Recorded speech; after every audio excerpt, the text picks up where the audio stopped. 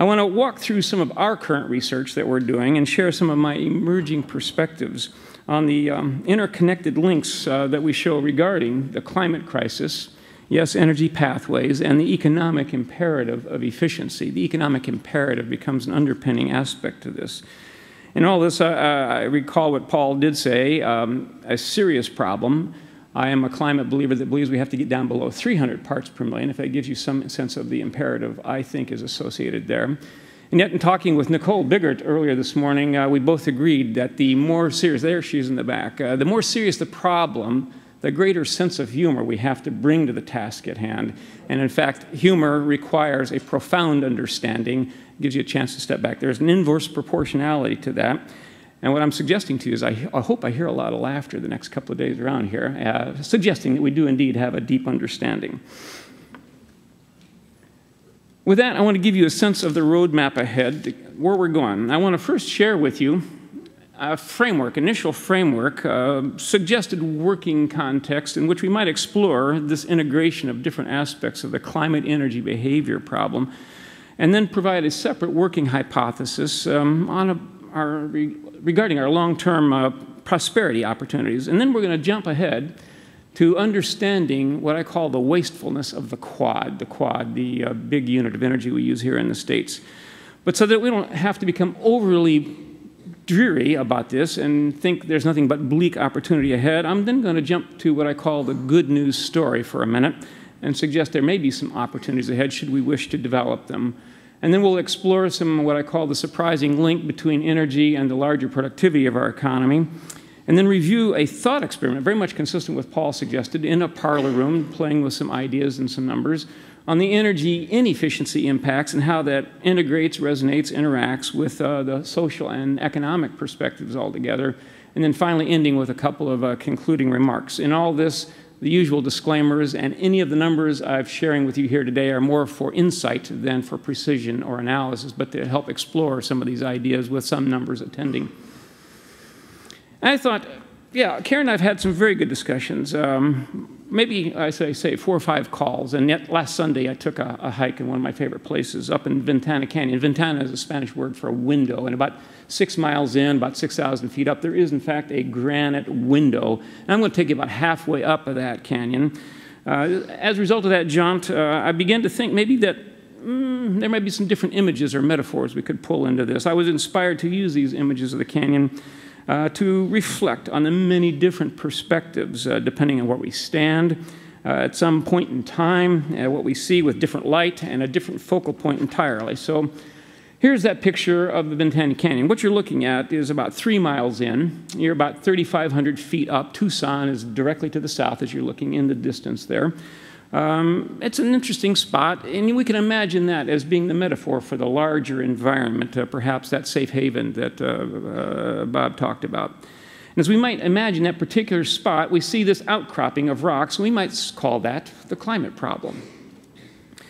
But we also might look at that same outcrop in a different way, at a different angle, from a different elevation, in a different light, in a slightly blurred sort of fashion. And looking at that right now, we might see that indeed there is an economic energy aspect to this same problem we once saw as only a climate problem, in a fuzzy sort of way. A third different view of that same outcrop. Now here we're moving southward and eastward about 130 degrees around, so we no longer see the cragginess. We're much down lower. The horizon does not allow us to see the crags up behind that mountain spot, but a different focal point entirely gives us a different sense of that same image, if you will. And now we find instead all these saguaro cactuses, and if we think about them as symbols of the many groups, or you social scientists will call them cohorts, we might now begin to pull in what we might think of as the behavioral, social, and cultural perspective to that same dimension. So the different looks you take of the same physical phenomenon may have a different set of results in the head. And so with that now in mind, maybe exploring that same perspective perhaps a bit more formally. I'm thinking about climate in context of the larger environment. Rest assured that this is not at all drawn to scale, nor does it reflect the many dimensions that become part of this discussion. As we examine the larger physical, economic, and social environment around us, yes, we have a very serious climate problem. As I said, I think we need to go below 300 ppm. But underpinning that problem is a very hugely inefficient energy system, one that dumps very large quantities of greenhouse gas emissions into the atmosphere and, as we're going to find out, actually constrains the larger productivity of our economy. The suggestion is that we cannot solve the climate problem with a failed energy system and a weakening economy. Hence, the climate and the energy problems must be solved together. We cannot do one without the other. They must be solved together at scale and in Chinatime. This is very much reflective of what Paul said to us earlier. And that requires then a major shift, not only in our understanding of the issue, but in the behavior, social, institutional, and cultural aspects as we bring that problem to bear. All of this then hoping to give us a sense of what our larger economic well-being might be. Now, some of you may know my colleague Jerry Dion with the Department of Energy. I shared my slides with him, and he had a very interesting comment. He says, given that context, are we planning to move away from where we are? Or are we planning to move to something we actually want to achieve? So what is that larger sense of well-being? Notice I didn't say economic well-being. I said larger well-being, more broadly speaking. And for a moment, I want to take a third look at this and take a step back. And I want to be bringing my favorite American philosopher, Gary Larson, the author of the Far Side cartoon, in which he notes small differences in assumptions can lead to very big differences in outcomes. So we have a dog in the backseat of his master's car talking to his friend out in the front yard there, and he's saying, ha, ha, ha, Biff, guess what? After we go to the drugstore and to the post office, I'm going to the vet's to get tutored. Small assumptions can indeed lead to very big differences in outcome. And I couldn't resist, with apologies to Gary Larson, if we do make the wrong set of assumptions, and if we don't get it right, we may have this. A really smart-ass cactus speaking to us on behalf of Mother Nature herself. One of the images also in Ventana Canyon. I'm hoping that we've now got a reasonable framework established in some context, so I'm going to now offer a working hypothesis about our prosperity in this larger context. And here I'm suggesting the complete economic recovery and robust development of our long-term global prosperity will not be possible without hefty increases in productive investment. I want to take a step back. Investment to an economist, yes, means capital. But here, investment to me means purposeful effort, new behaviors, investment in that larger sense. Hefty increases in productive investment, greater levels of resource and energy efficiency, water and materials, all enabled by a shift in our behaviors, our social institutions, and our culture. Neither the market nor the public can get it done on their own. Only through a greater process of collaboration will we have the possibilities of returning that prosperity we're looking for.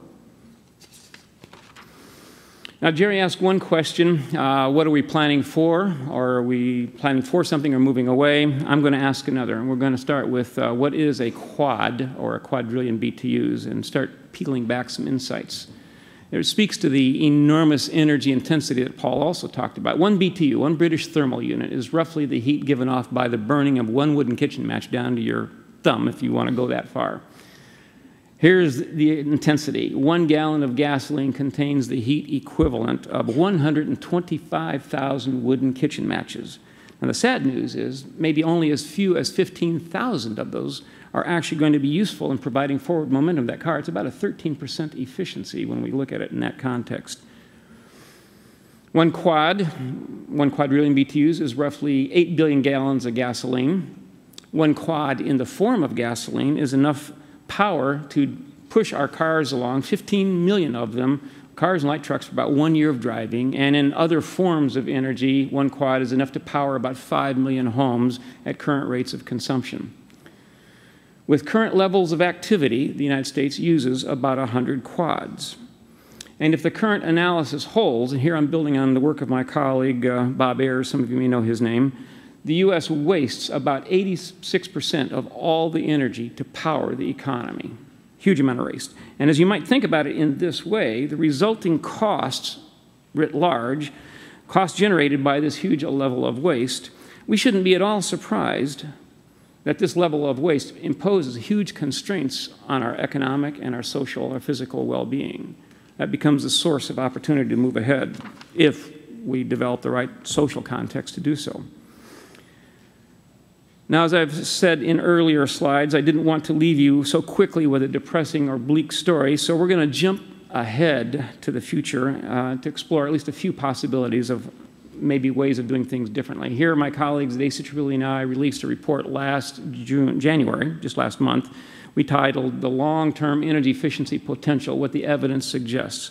And here we're saying that there are a variety, amazing variety, of highly cost-effective efficiency investments that could slash, well, slash is kind of an interesting word because we're talking about doing it over 4 decades. You hardly slash over 40 years, but substantially reduce our nation's energy use 40 to 60%, all the while generating up to 2 million more jobs, net jobs, and saving residential and consumer businesses about $400 billion a year, or the equivalent of all those dollars accrued to households alone, about $2,600 per year annually. So the insight here, instead of tiny increments, and in tiny increments of change, the U.S. really ought to be thinking big about energy productivity and energy services, rather than relying on the usual set of very costly and conventional energy resources. And energy efficiency. Here, I think we suffer from an average population view of efficiency that has a 1980s lens. We might think about insulation and compact fluorescence.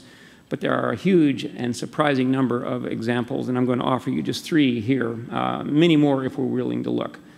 One of my very favorites, the first one I'll show up here, operating our nation's traffic signals, operating and optimizing our nation's traffic signals. It turns out there are an estimated 272,000 traffic signal systems throughout our country today. Stop and start driving, I think you'll agree. Poorly timed signals cause large unnecessary fuel consumption on our nation's highways. Retrofitting these systems with smart sensors and dynamic programs, so the lighting systems can adjust to the actual traffic flow, can improve traffic flow to the extent that we reduce our highway fuel consumption 5 to 10%, just this one approach alone. That's a big opportunity. It's a start. More needs to be done. The cost? About $10 to $12 per household. The savings, about $150 per household per year, and possibly more. And when we think about households that have 2 and 3 cars, it isn't hard to imagine $150 a year savings. I've testified on this to Congress beginning in 2008. Remember when oil was up $142 a barrel, and we haven't acted on this at all. We've lost that opportunity. The second example, improving the performance of our commercial buildings and doing it big time. The Department of Energy in 2007 sponsored a study suggesting that if all the commercial buildings were rebuilt by applying a comprehensive package of energy efficiency technologies and practices, things we already know how to do today, we could reduce the typical use in our stock of commercial buildings by 60% if we chose to make that happen. Adding the widespread installation of rooftop photovoltaic power systems could lead to an average 88% in total reduction. The efficiency and the PV together could lead to that amount of reduction. Cost-effective technologies as feedback and intelligent infrastructure can all be an enabler of this success as well.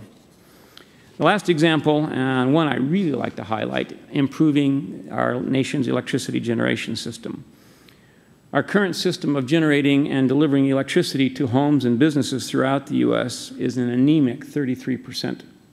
In other words, for every 3 units of coal or other fuel that we use to generate that power and then to deliver it to the homes or businesses, we manage to deliver only 1 unit in the form of electricity. Here's really surprising. What the U.S. wastes in the generation of electricity alone is more than Japan needs to power its entire economy, something on the order of 22, 23 quads. That's huge. Just what we waste on electricity generation alone. More astonishing to me is that this current level of inefficiency is essentially unchanged since 1960, when President Eisenhower spent his last year in office. Can you name another industry that has maintained that level of efficiency and still survived? With more efficient power plants, so my colleagues and I found, and distributed energy generation, we thought and we found we could boost that efficiency from 33 to 50%, saving about 10 quads of energy, and that's about the amount of energy that South Korea now uses today. Those are just 3 of so many other examples if we're willing to look. As we move into the last part of my short talk with you here, I'm reminded by a comment, physicist John Wheeler, emeritus professor at Princeton, who died just a few years ago. He was a gentleman who probably should have won the Nobel Prize, but he did not. You probably know him best by the phrase black hole. That was his coining of that particular phrase. And I remember in the late 70s, he was responding to questions from reporters, how the heck are you guys thinking about some of these ideas? And he said simply, we shape the world by the questions we ask. So given these huge inefficiencies, I'm asking the question, is there a new normal in the U.S. economy at work? And I want to quickly review with you a couple of data points over history. So I'm looking at three periods. The first is 1950, 1980. We take the population growth, about 1.3%, the productivity of the larger economy, about 2.3%, and it gives us a GDP of about 3.6%. 1980, when ACCCC was born, to 2010, that population declined a little bit. That's not so bad, but the productivity fell almost by 0.5% to 1.6, 1.7%. GDP consequently fell as well. That's not necessarily a bad thing, but to give you a sense of dynamics. But looking more forward, 2010 to 2040, population under 1%, not a bad thing necessarily, but productivity, another 0.3% drop, GDP about 2.3% over the next 30 years. We will not be able to grow enough jobs at that rate to supply incomes for people. This is a worrisome element.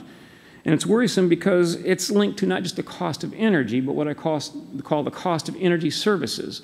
All the pollution consequences, the chronic illnesses that keep people from working, all the pollution control equipment, and even to the things that Paul talked about with the diminishing return on the energy that we get for the energy invested. In 1950, we might have got 100 barrels of oil out of the ground for a barrel invested. The marginal returns, as you heard him today, are probably on the order of 10 to 20 barrels per barrel. All of these are diminishing, raising the cost of energy services in a very large way that constrains the larger economic productivity and weakens the economy moving ahead. You might think, well, gee, 0.3%, how big is that? So this next thought experiment to explore that notion and to lay out a groundwork here. If just 0.3% decline in the economy, that could mean an economy by 2040 that is $3 trillion smaller than it would have been had we maintained the productivity of the last 30 years. $3 million smaller in 2040 implies $800 billion fewer dollars in that year alone that might be available for investment in upgrading our new infrastructure, paying for health care, education, or paying for climate policies. It could be a very big deal. And over the time horizon, the cumulative period 2012 to 2040, that might be a total of $6 trillion in fewer resources we'll have available to help solve some of these problems, a very big deal. More critically, it could mean 15 to 18 million fewer jobs, and with a growing inability to provide a satisfying income for people and rising inequity to boot, we might find that our social fabric may diminish, weaken, fray. That further weakens our capacity to solve these problems. So it is a very big deal to think about the resources at hand. Continuing to highlight the underpinnings of our thought experiment, I'm now going to be drawing on a book by a colleague from American University political scientist Paul Laitner, Living Through the End of Nature, an interesting book. And he suggests that we can either manage a more comfortable and easier transition if we develop more of a social governance, a cultural shift, you will, or we may, if we resort to a purely market-based, tribal-like transition, end up further jeopardizing our ability to reach a resilient and sustainable economy. Yet, we can restore those jobs, adding perhaps a few more through smarter and more productive investments in resource conservation, energy efficiency, and the like, and we can do that in ways that also substantially reduces greenhouse gas emissions. New forms of governance that engage and empower consumers to act with sustainable and community-based perspectives, I think, will increase the probability of a more desirous outcome. Taking that now, still with me? Perspective we just laid out, we can begin exploring a thought experiment out to the year 2050 with a series of different futures. In that regard, we're going to explore different assumptions and linkages, things like how efficiency and the full cost of energy services might impact the economy, different means of governments, whether more tribal, market-based, or whether more social and empowering, changes in equity and household incomes, and among many other aspects to pull into the picture. Comparing today's economy in 2012 with 5 possible outcomes, exploring the ways these all might impact the social and economic well-being out to the year 2050. The hint, greater levels of efficiency and forms of social and institutions and governments that empower Absolutely. Both matter together. We cannot do one without the other. Now, I don't want to scare you. The good news is I've laid out a table of matrix of the key assumptions here. This is going to be handed out to you individually so that you'll see this. I'm not going to dwell on this, but I'm going to jump ahead to the graph. And here we have the year 2012, 3 different indicators: per capita, GDP, energy, and emissions. Here's where we stand at an index of 1. By 2050, what we call the official case, we expect that we're going to grow in per capita income, energy, and emissions will grow. What I'm seeing is if we take business as usual as the benchmark, we may actually see an outcome more like this, where per capita income diminishes and emissions actually increase as we throw more energy supply at the problem. The good news is there is opportunity in between all of these, a range of more optimal outcomes depending on how we think about things like social versus tribal governance, whether we're thinking about equities or inequities. The rising number here increases the inequity, or increases equity by here. All of these have a distinct impact on the choices ahead and on the outcomes that we choose. So energy could be substantially reduced with higher per capita income, a smaller population, and with renewables powering the rest of this part of the energy we do need so that we have a substantially lower lower set of emissions in the future. So with some concluding thoughts, recalling the comment of 20th century essayist Lionel Strachey, who said 100 years ago, and I think this is still probably true today, Americans guess because they're in too great a hurry to think. Jerry Hirschberg, who is a founder and former CEO of Nissan Design, noted, creativity is not escape from disciplined thinking, it is an escape with disciplined thinking. And perhaps my favorite, Henry Ford, said, thinking is the hardest work there is, which is the probable reason why so few engage in it. Or from thinking to imagination, back to Gary Larson from the far side, we've got a couple of spiders on the playground who have woven a web across the bottom of the slide. If we pull this off, we'll live like kings. Or more formally, Maynard Keynes, in the preface of his book, The General Theory, the difficulty lies not with the new ideas, but in escaping the old ones. And with that, I thank you very much.